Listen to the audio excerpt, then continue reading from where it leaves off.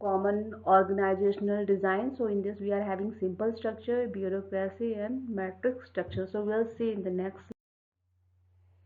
So we are having one example, simple structure. You can see here one top. There's Jack Gold, owner manager. He is the owner as well as manager, and under him he is having total six workers, salesperson working under him. So him or her. So this kind of structure, you can see there is no specific department. There is no specific functional department. So it means that there's a no clear departmentalization, right? So see in the next slide, like common simple structures, what we are having: low specialization, low degree of departmentalization, unity in command, wide span of control, authority centralized in a single person, and little formalization. Okay, so in this, like last time we have seen one example in one slide. So like it is what? It is very much based on the founder, like founder or entrepreneur who started that particular organization. So it is very much depend on that founder, what kind of organization and how it is leading.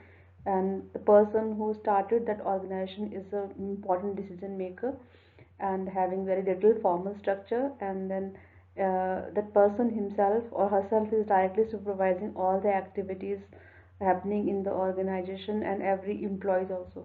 Then what is the positive point of simple structure is fast, flexible, inexpensive and clear accountability. It is fast because one person is taking decision, so it is fast decision, and flexible means like not having very strict rules and regulations, and inexpensive means you're not having specific departments and then specialized people, so that is inexpensive, and everyone is clearly responsible for the activities what the or performance. So this is what clear accountability. Then we are having other characteristics also, like short range planning or reactive. So like especially when you see small organizations, they are not having long term planning like 5 year or 1 year. They are simply working on day to day plan or like 10 days or weekly plan, and having very limited employments of typical managerial function of planning, organizing, directing, staffing and controlling. So this kind of, if you see in big organizations, we are following all these post-COB activities, but in small, it is kind of a overlapping, and it is not very strictly following planning, organizing, and all. Then we are having high level of flexibility, that is very clear. And then the very important point is that this whole decision is depend on one person, decision making or command depends on one person, entrepreneur or owner. So in time of crisis, especially like if a person is not well, is going to be a big problem for that particular small organization, or it can be problem for the employees working in them, like. So it is a crisis of leadership. Then we are having other one is bureaucracy. Bureaucracy is very much typical strict organization which is following strict rules and regulations, and it is very much highly specialized, having functional departments, and then decision making also follow chain of command, means decision always come from top to bottom, like from top level to middle to the lower level. So it is kind of a following chain of command, highly formalized based on strict rules and regulation. Narrow span of control means like head is going to have a four subordinates or middle level managers, and they are having under them again they are having lower level managers. So that way it spans goes from, like it's kind of a narrow span of control, and decision making is centralized. It means top management always taking decision about the organization. Next, we have an example of a college, and then there are strength and weaknesses also of bureaucracy. High efficiency for standardized tasks, inexpensive, require less talented employees, require a lesser managerial discretion, economies of scale. So these are all strength of bureaucracy. And why it's a strength? Because if someone is or if the employees are performing tasks again and again, and they are specialized in their tasks, so they don't need trainings, and don't need talent like special talent also. And then manager also knows that key employees, they know their work, so they are not very much, managers are not that much disturbing employees in their routine task. And weaknesses are what, like there's always a interdepartmental conflict, because every departments are having their own goal, and they are very much dependent on they are so much independent, so they are having conflict with other departments. So, and sometimes their departmental goals are always, always disturbing uh, organizational goal, and it's very rigid, and they are not ready to take unfamiliar issues, or some contingency or some problems. They are not able to solve it, because of their nature of not taking innovative things, or they are very much resistant to change. Next, we are having matrix structure. It's a kind of a combines functional and product departmentalization, dual line of authority, and specialization. So here we are talking about matrix structure, means they are different department functions and products, and then they are having, one person is having two head. It's like, suppose we'll take example of production department can have a bosses or directions from research department as well as from finance department. So it is kind of a dual line of authority, and this kind of structure is always what, specialized in nature. So this is all about matrix structure.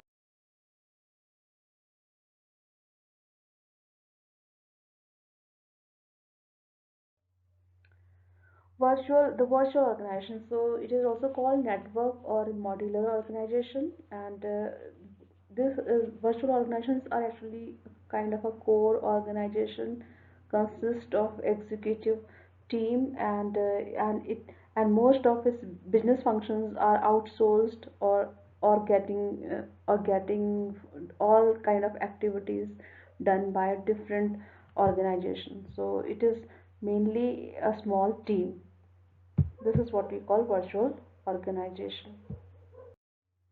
As we already talked in the previous slide, it is a small team, executive team, so we can say it is highly centralized, because here the one team, few group of people working together, and then it's highly centralized. That team is taking decision, and there is not having specific departments, and it is flexible and economic in nature, and minimum management control over key business aspects.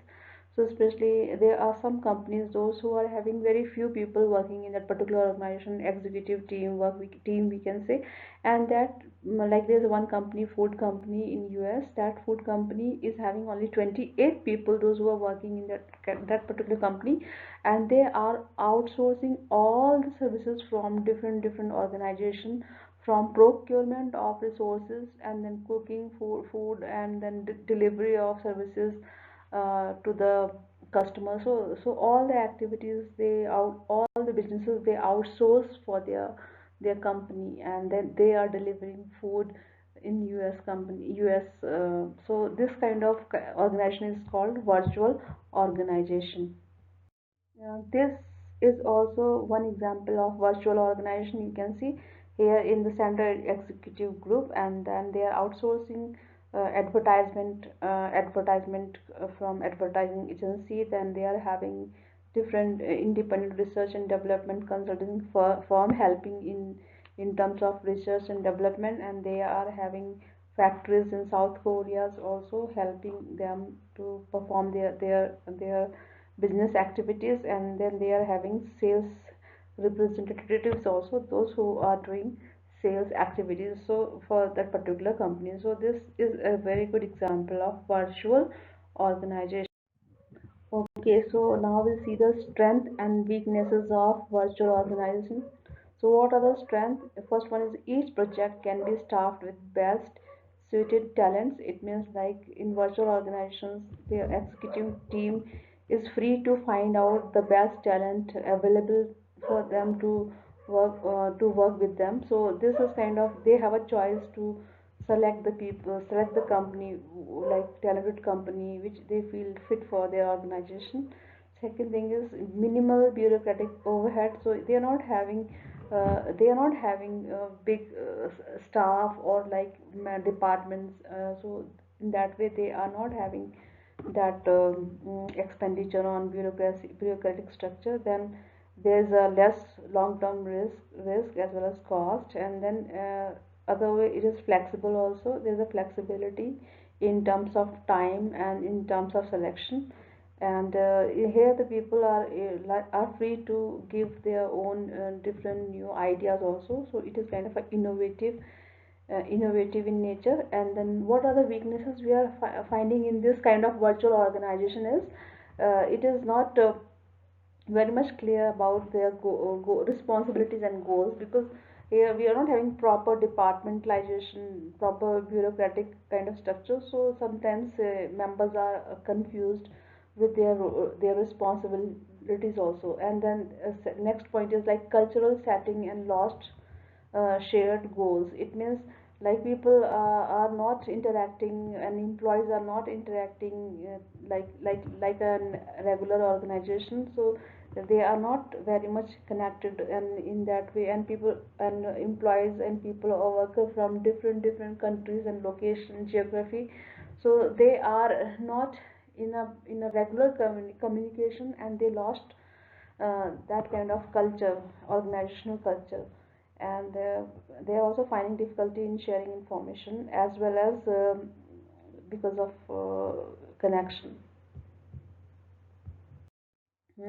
Next, new design we are having boundaryless organization. So by name it is very clear, uh, like there's no boundary. So this term boundaryless organization, this term coined by General Electric chairperson Jack Welch, and he wanted to remove that vertical horizontal boundaries within the organization and external boundaries which is companies having with suppliers, customers, and various stakeholders. So he wanted to eliminate all kind of elements which is present in the organization, like a bureaucratic formal structure, chain of command, and wanted to limit the span of control also. So this is all about boundaryless organization.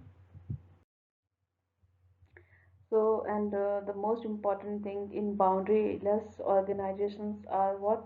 Just to remove that differentiation between one or two or different departments based on function, but wanted to change department and into what empowered teams. And there must be like a cross hierarchical team system. Like it's not like like one employee working in one department cannot work or just correlate or cooperate with other departments. So boundaryless organizations especially focusing on cross teams. And then it's rely heavily on information technology and also involve participative decision making. And the last and the very most important point is 360-degree performance appraisal. It means like the person's performance is not evaluated by only department head.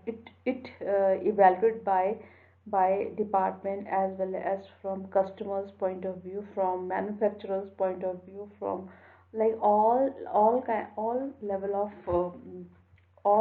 of companies stakeholders. Now we are having other design is what? Leaner organization. Here we are talking about leaner means downsizing.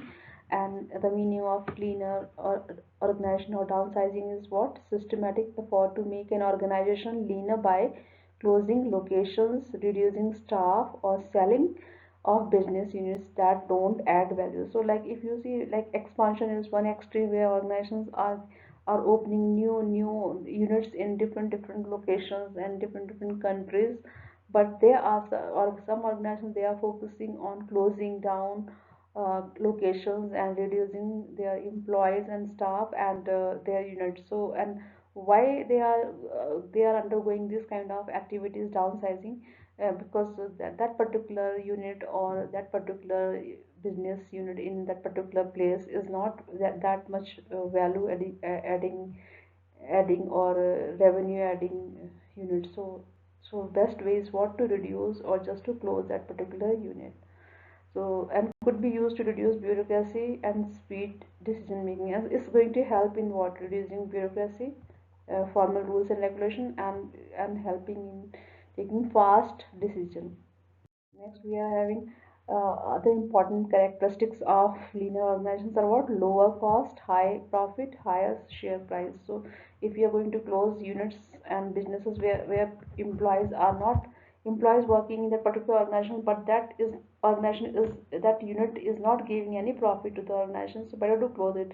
So, in that way, you are lowering the cost as well as you are increasing your profit, and then sharing a high price also, and harmful for so, and the negative point of downsizing is what? Harmful for employees attitude, because they are not happy by closing because they are losing their job. And if they are losing their job, so they are having kind of a fear in their mind, like anytime organizations are going to shut that particular unit and they will be out of job. So this can be and create or making attitude negative towards their job, and then they are really worried for their layoff, and then because of this they are less committed, and they show more high absenteeism, low creativity, and voluntary turnover. They will just leave that particular organization, they can move to the other organization.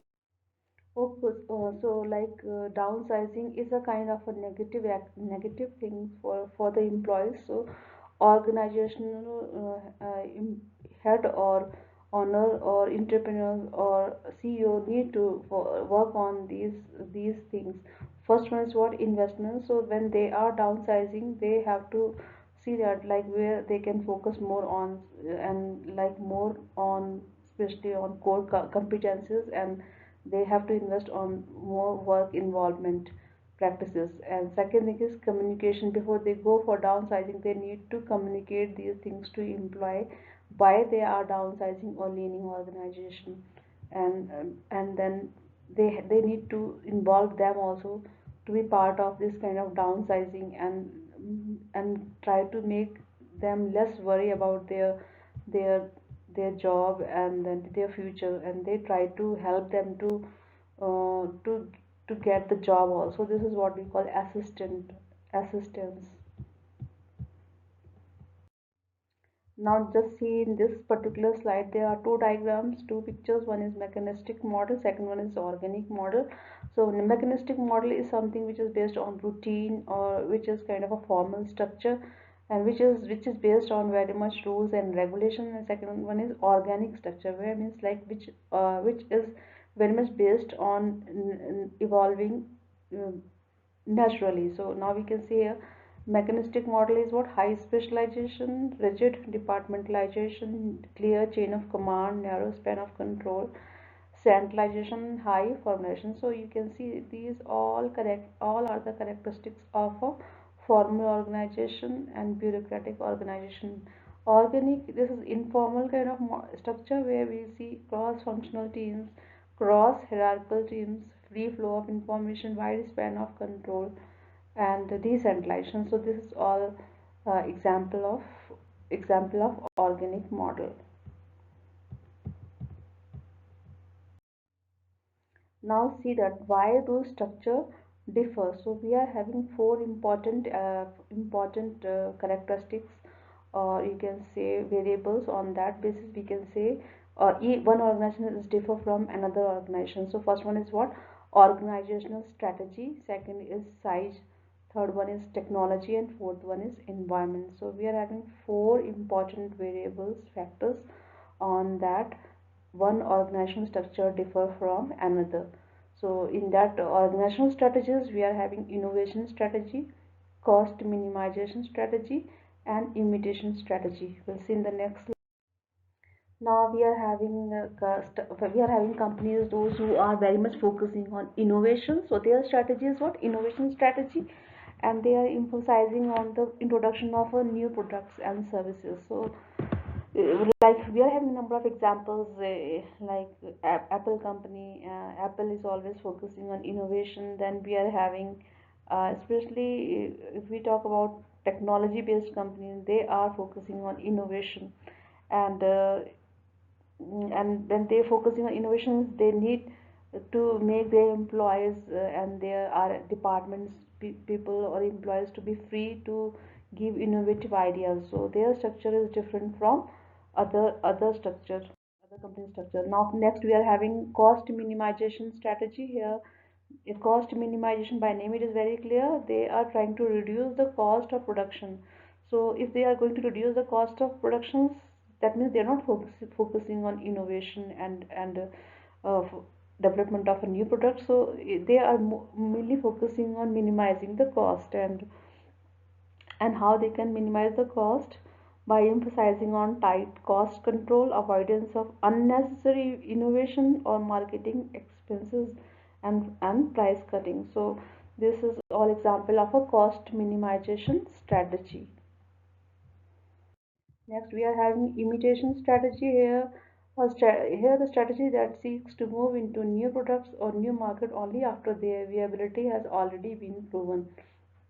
Imitation means, like, if you see, there are some organizations, those are just not making new products, not very much focusing on price also, but they are just trying to imitate the product which is already in the market, like the soap. Especially if you just see the companies, those who are making soap, they are somewhat kind of an imitation of other products, same similar kind of products in the market. So that's not an innovation, they are just simply imitating the product. So now just see that, like, how these strategies are going to have an impact on the structure. So when innovation kind, those who are following innovation strategies, they are having organic kind of structure, because it's a low specialization, low formalization, and decentralized. People are free to take decision. They are flexible, and there's a not very strict rules and regulations. And if you see cost minimizations, they are following mechanistic kind of structure, tight control, the extensive work, specialization, high formalization, and high centralization, because they are trying to cut the cost. Third one is imitation. Here we are having mechanistic as well as organic, so it's a kind of a mix. Somewhere sometimes they need to have a kind of a mechanistic model, and sometimes they need to have some organic kind of structure also. So it's having mixed structure. So technology, we are having routine, mechanistic structure, and non-routine organic structure. And the last one we are having environment. Okay, so like last we discussed about strategy and we talked about technology also. Now we'll see the size. So like bigger organizations, who are having bigger size, and those who are having smaller size, and then you will see the structure also different. Just take example of our college, Kedu College, and then canteen in the college campus. So we see the difference because of size. Our college, GCBS, is a bigger college, bigger in size, having number of employees. So we are having very much mechanistic structure, formalized, and having departments and following rules and strict rules and regulations, centralization, and we are having chain of command, unity of command. So this is what, like, mechanistic mechanistic structure. But if you see our canteen, the canteen is not that much formalized or low formalized, and or you can say somewhere it is kind of a organic structure too. Then we are having environment. So environment, here we are talking about institutions or forces outside an organization that potentially affect the organization's performance. Okay, so like what can be the environment? Here we are having capacity, volatility, and complexity. So we'll see in the next slide what it means. Um, Capacity means degree to which the environment can support growth. And then volatility means degree of instability in the environment. And the third one is what? Complexity. degree of heterogeneity and concentration among environmental elements. So just we'll just with other example, lower capacity, higher volatility, and more complex, they will go for organic structure. So, so especially companies, those who are having lower capacity and higher volatility, not stable, very much stable and very much complex. So, especially when we see research organizations, those involved in research activities, these are very much affected by environment. So we can say are these kind of organization follow organic structure, and especially those who are stable and those who are having less complex structure, so and having higher capacity are following mechanistic structure. um, Organizational design and employees behavior. Here we are having work specialization, span of control, and centralization. So there are some researches done on these elements of organizational design, and what they found, like work specialization will lead to higher productivity because employees are working at the same place, same work, routine work, and because of doing routine work, they are highly productive. But in terms of job satisfaction, they are not happy. So we can say work specialization leads to higher productivity, but less job satisfaction. Second point, we are having span of control. So in research, what they seen that there is a no relation with respect to performance and satisfaction because of span of control. But there are some research which found that managers, if they are having more people under them and supervising uh, them, so they feel satisfied with wider span of control.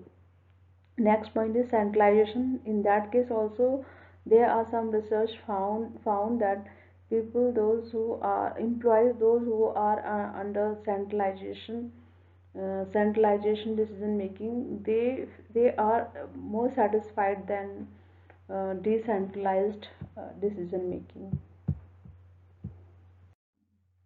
And the last slide of this organizational structure we are having, here you can see the causes of different organizational structures are strategy, size, technology, and environment. We already discussed in the previous slides. And then and these structures will lead to the these structure causes leads to the two types of design, mechanistic and organic. And these these designs have impact on performance and satisfaction but there we need to focus more on some individual differences and cultural norms also, because we are dealing with not with the building, we are dealing here with the human beings or employees or workforce who are working in the organization. So like not only design playing role in their behavior and satisfaction, but also individual differences and cultural norms also playing role in their performance and satisfaction.